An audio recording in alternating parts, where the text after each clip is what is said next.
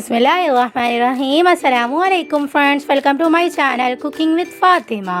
कैसे हैं आप सब? उम्मीद करती हूँ आप सब अपने अपने घरों में खैर खैरियत से होंगे, खुशआबाद होंगे, हंसते मुस्कुराते होंगे। तो आज मैं आपके साथ बहुत ज़्यादा अमेजिंग सी, मज़ेदार सी, चटपटी सी और बहुत ही ज़्यादा क्विक वे में बन जाने वाली अरबी गोश्त बनाने की रेसिपी दूंगी। तो आपने जो है वो वीडियो को बिना स्किप किए एंड तक लाजमी से देखना है।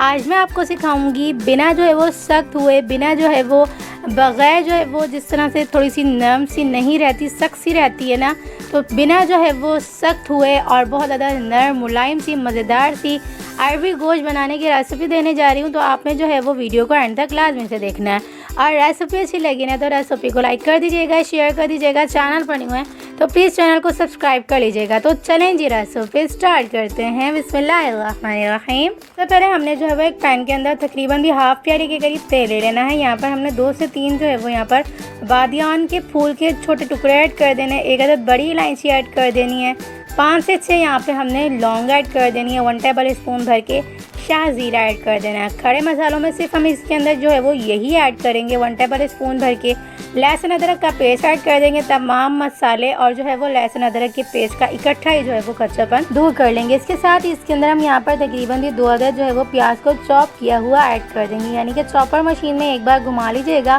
तो इस तरह से तमाम प्याज जो है वो दरदरी फॉर्म में चॉप हो जाएगी। तो आप इस स्टेज पे जो है वो प्याज को ऐड करके प्याज को भी लाइट सा सॉटे कर लीजिएगा, हल्का सा जो है वो कलर दे दीजिएगा, ज़्यादा डार्क सा कलर नहीं दीजिएगा।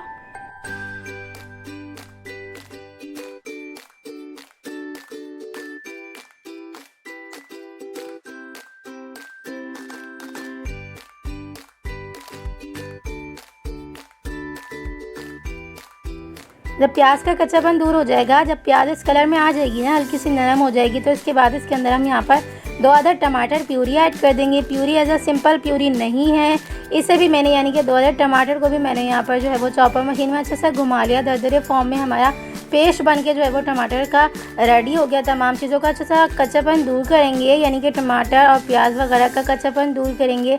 जब तमाम मसालों का यानी कि प्याज और टमाटर का कच्चापन दूर हो जाएगा ना, इसके अंदर हम कुछ ड्राई मसाले ऐड कर देंगे। यहाँ पर हम 1 टेबल स्पून लाल मिर्च पाउडर ऐड कर देंगे, 1 टीस्पून यहाँ पे हम जो है वो हल्दी पाउडर ऐड कर देंगे। यहाँ पर हमने 1 टेबल स्पून भर के धनिया पाउडर ऐड कर दिया हुआ। यहाँ पर हमने 1 टीस्पून करीब यहाँ पर हमने नमक शामिल कर दिया है। नमक अपने टेस्ट के अकॉर्डिंग भी आप ऐड कर सकते हैं, मैंने अपने टेस्ट के अकॉर्डिंग ही ऐड किया। तमाम मसालों का कच्चापन दूर करेंगे और तमाम मसालों की अच्छी सी जो है वो भुनाई कर लेंगे। जब तमाम मसाले का कच्चापन जो है वो दूर हो जाएगा और जो है वो तमाम मसाला हमारा अच्छी तरह से भुन जाएगा ना, तो इसके बाद इसके अंदर हम यहाँ पर बीफ तकरीबन भी जो है वो हाफ़ kg के करीब यहाँ पर मिक्स बोटी ऐड कर देंगे। बीफ ऐड करने के बाद तमाम मसालों को जो है वो बीफ के अंदर अच्छा सा मिक्स करेंगे। 3 से 4 मिनट तक मीडियम टू हाई फ्लेम पे रख के अच्छा सा कुक करेंगे। जब तमाम मसाले का फ्लेवर जो है वो गोश्त के अंदर आ जाएगा ना, उसके बाद इसके अंदर हम यहाँ पर तकरीबन भी जो है वो 2 गिलास के करीब भर के पानी ऐड कर देंगे। पानी ऐड करने के बाद इसे हम ढक्कन बंद करके तकरीबन भी 40 to 45 मिनट तक अच्छे से गलने के लिए, अच्छे से कुक होने के लिए छोड़ देंगे।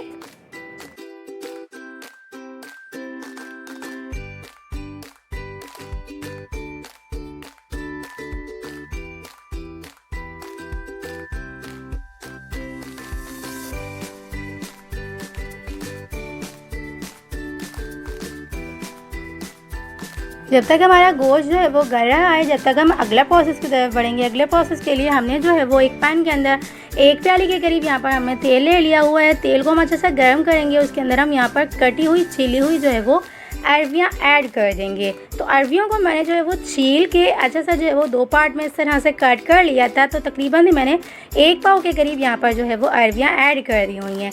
अरबियों को छील कर मैंने नमक लगा के तकरीबन भी जो है वो आधा घंटा के लिए जो है वो इसे रहने दिया था। अच्छे से मसल के नमक लगा के रखने से इस तरह से ये होता है कि इसकी तमाम जो है वो लेस निकल जाती है। तो ये तमाम लेस जो है वो निकल चुकी हुई है, लेकिन मैं ये प्रोसेस इसलिए कर रही हूँ क्योंकि कुछ अरबियाँ ऐसी होती हैं ना जो बिना जो है वो गली हुई रह जाती हैं।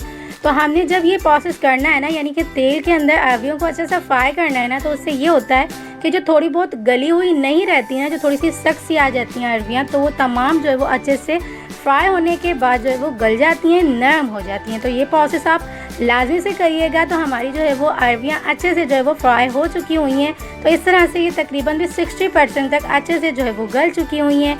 इसके बाद हम जो है वो यहाँ पर बीफ चेक कर लेंगे। तो बीफ हमारा अच्छे से गल चुका हुआ है, टेंडर जूसी सा हो चुका हुआ है, मसाला भी हमारा अच्छे से गल चुका हुआ है, अच्छे से भुन चुका हुआ है और जो है वो बीफ भी अच्छे से जो है वो गल चुका हुआ है। तो इस स्टेज पे आके हमने सिर्फ और सिर्फ यहाँ पर अरवियाँ ऐड कर देनी है। तेल जो है वो इसका साइड कर लेना है, क्योंकि थोड़ी बहुत जो लैस है ना वो इसकी सालन के अंदर नहीं जाए, इसलिए हमने तेल को साइड पे कर लेना है। तो तेल हमने साइड पे करके यहाँ पे तमाम जो है वो अरवियाँ ऐड कर दी हुई हैं। इस तरह से ये होगा ना कि जो थोड़ी बहुत एक सालन में कुछ एक आधी भी जो रह जाती है ना बग़ैर गली हुई, यानी कि थोड़ी सी सख्त सी रहती है, तो ये तमाम जो है वो एक जैसी बिल्कुल नरम सी हो जाएंगी। तो ये प्रोसेस लाजमी से करने के बाद लास्ट में हमने यहाँ पर अरवियाँ ऐड करने के बाद तकरीबन 7 से 8 मिनट तक ढक्कन बंद करके अच्छे से कुक कर लिया। तो इसके बाद हमारी जो अरवियाँ तकरीबन भी जो है वो 40 से 30% तक अच्छी सी रह गई थी ना गलने के लिए, वो तमाम अच्छी सी गल चुकी हुई हैं। जब तमाम प्रोसेस हमारा हो जाएगा ना, उसके बाद हम लास्ट में यहाँ पर 1 टीस्पून करीब गरम मसाला पाउडर ऐड कर देंगे। आप चाहें ना तो धनिया वगैरह हरी मिर्चें भी ऐड कर सकते हैं, लेकिन मैंने इसके अंदर कुछ भी ऐड नहीं किया है। तो अमेजिंग सा हमारा जो है वो अरबी गोश्त बन के रेडी हो चुका हुआ है। लास्ट में हम इसके अंदर लेमन का हाफ स्लाइस इसके अंदर हम जूस ऐड कर देंगे, तकरीबन 1 टेबल स्पून।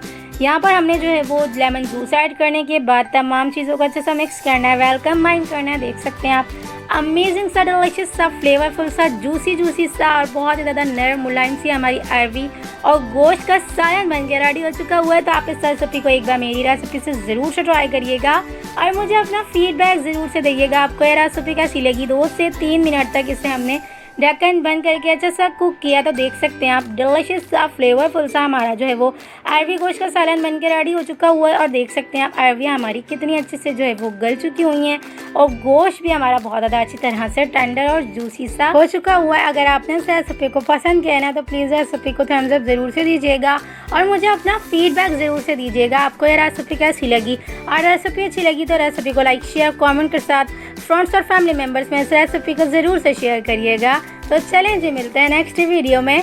जब तक अपना ख्याल रखिएगा, मुझे दुआओं में याद रखिएगा। मिलते हैं नेक्स्ट वीडियो में बहुत ही आसान, सिंपल और यूनिक सी रेसिपी के साथ। अल्लाह हाफिज़।